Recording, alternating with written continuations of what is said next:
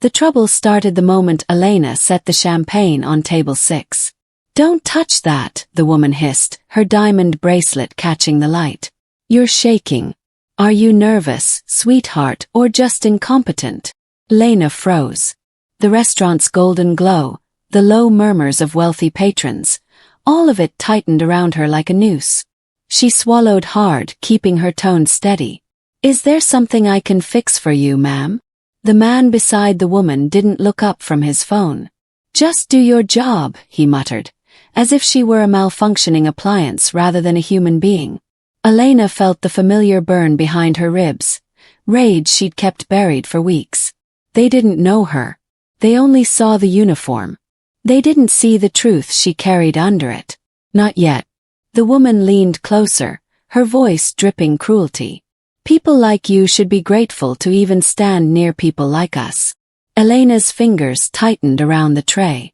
Tonight was supposed to be the final test. One more insult, one more humiliation, and the mask she'd worn would have to come off. And when it did, the entire room would learn exactly who they'd just tried to break. What happens next? Stay with me, this story goes places. Like and subscribe to Canada's Heartfelt Tales for more real drama that hits where it hurts. Elena didn't move at first. The woman's insult hung between them like a shard of glass, sharp enough to cut the air.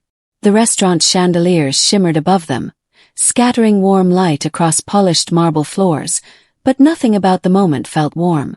It felt cold, calculated, like the beginning of something that had been waiting to erupt. The woman snapped her fingers. "Well, are you deaf now too?" Elena kept her voice steady. "Your champagne is coming, ma'am." "That's not what I asked." She leaned back in her velvet chair, crossing her arms with theatrical annoyance. "I asked why you're trembling. People like you only tremble when you've done something wrong." Behind her, the man, her companion, finally looked up. His suit was flawless, his hair carefully combed into a style that cost more than most rent payments. His eyes were empty, bored, but there was something else there too. The kind of apathy that grows in someone who's used to getting away with anything. "Elena," he said, pretending to read her name tag. "My night has been stressful enough. Just serve the drinks and don't complicate things." It would have been easy to shrink, to stay silent, but silence was the one thing Elena had promised herself she wouldn't accept anymore. Not tonight. She raised her chin. "I'll bring your order right away." She turned, but she could feel their eyes digging into her back.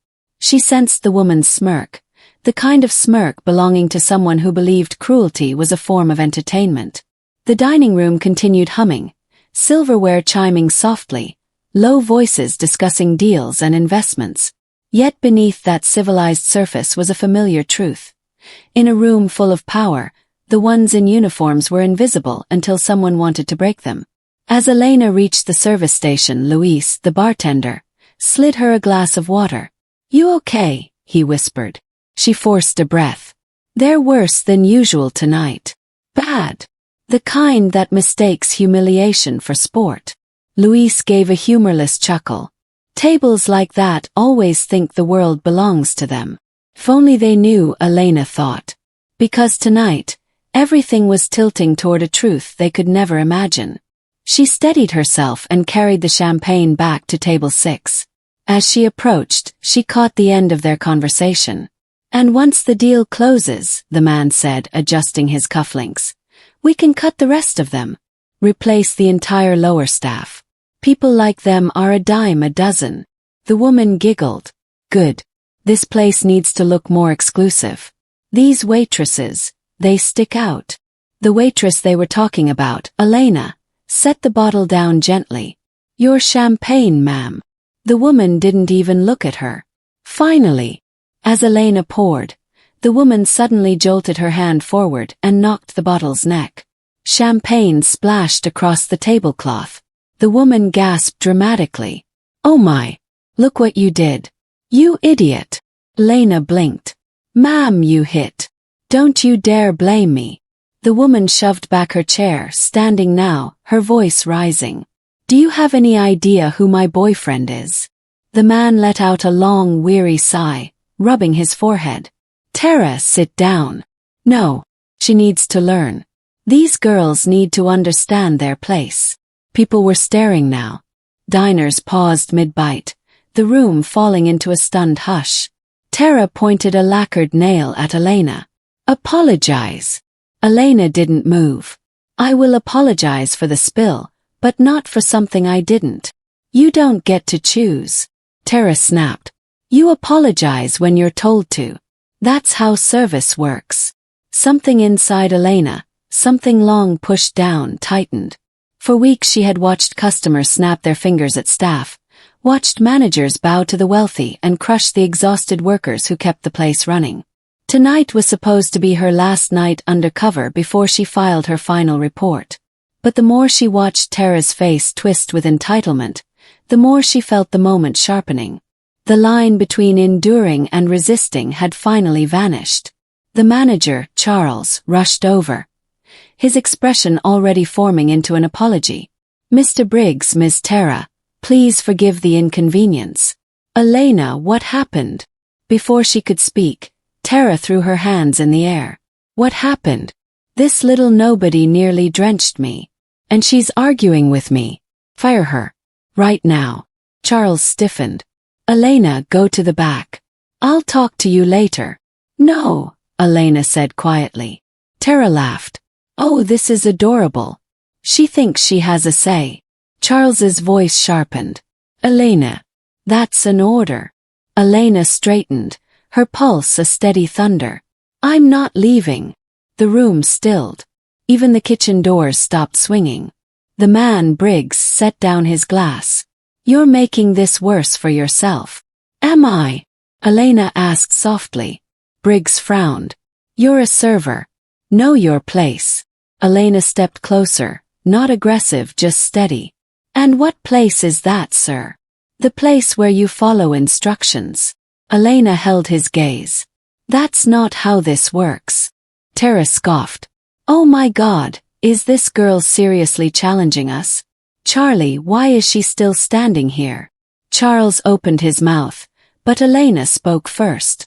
Because I'm the one who signs the checks. Silence. Pure, heavy silence. Tara blinked. What? Elena reached up, unclipped her name tag, and set it gently on the table. My name is Elena Ward. And I'm not a server. Her voice dropped, clear and cold. I'm the new owner of Sterling Room Group. Every property, every contract, every staff decision runs through me.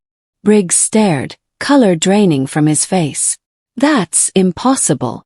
12 weeks ago, Elena said, your company sold this restaurant chain. You should have received the memo. If you ever checked your emails instead of making deals over dinner. Tara's mouth fell open. No, you're lying.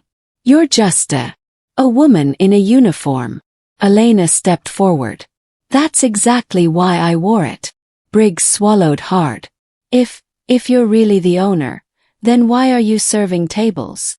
Because I wanted to see what the spreadsheets didn't show. Like how management treats their staff under pressure. Like how customers behave when they think there are no consequences. She turned to Tara, who looked suddenly small, trembling with anger rather than confidence. And like how some people think the world revolves around their cruelty. Charles stuttered. Ms. Ward, I didn't know. You didn't care to know. Elena's voice stayed level. You fired people without hearing them. You protected guests who abused staff.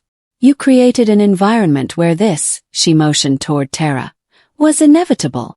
Briggs stood abruptly. Elena, Ms. Ward, I can explain. You'll have time, she said evenly. During the HR review tomorrow. Then she added, your employment is suspended effective immediately. The dining room buzzed like someone had flipped a switch. Whispers rose. Tara grabbed her boyfriend's arm. Do something. Briggs didn't. He couldn't. Elena turned fully to Tara. As for you, she said, you assaulted staff, created a public disturbance, and attempted to coerce my manager into terminating an employee out of spite. Tara's face went pale. You can't punish me. I'm a customer. A paying customer, Elena corrected. who is now permanently banned from all Sterling Room properties. Tara sputtered. I'll sue you. I'll ruin you. You can try, Elena said. But the security footage, the witness accounts, and your own behavior will handle the rest. The room erupted in quiet gasps. Someone even clapped before realizing they should stay discreet. Tara's voice cracked. You can't do this. You don't know who I am. Elena stepped closer, lowering her voice enough that the words hit like a private verdict. I know exactly who you chose to be tonight. Security approached. Tara backed up, shaking her head violently. No, Briggs. Say something. But Briggs had completely deflated. He didn't even look at her. Tara, let's just go. No, Tara shrieked. They can't treat me like this. Security gently guided her toward the exit as she continued protesting, her outrage echoing through the dining room until the doors closed behind her. When silence returned, it was different, full, electric, like the staff were breathing for the first time in months. Elena faced the employees gathered near the back. Everyone, she said, her voice steady but warm. We're closing early tonight. Full pay. Tomorrow morning we meet here again. Things are going to change. Permanently. Some of them blinked in disbelief. Some smiled. Some cried. But every single one of them stood taller. As the last guests filtered out, Luis approached her. You really did it, he whispered. Elena exhaled slowly. No, she said.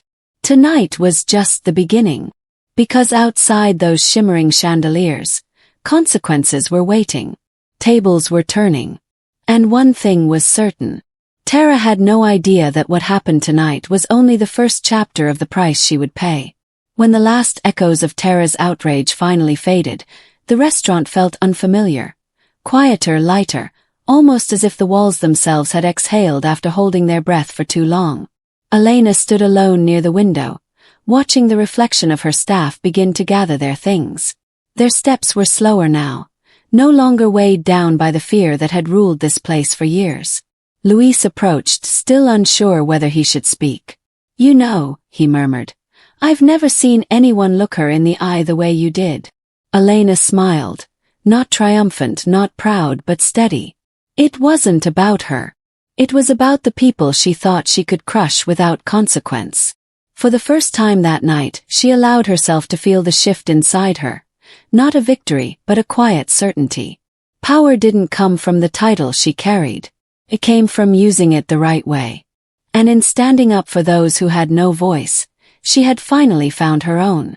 Outside, rain streaked down the glass, carving thin silver lines across the city lights. It reminded her of the champagne that had soaked the table earlier, but unlike that moment, this one wasn't laced with humiliation. It was a reminder that even the harshest storms eventually clear. As she turned off the lights and stepped toward her staff, she knew the night would be remembered, not for the chaos but for the courage that followed it. If this story moved you, don't forget to like, share, and help Canada's Heartfelt Tales grow by subscribing for more powerful stories just like this one.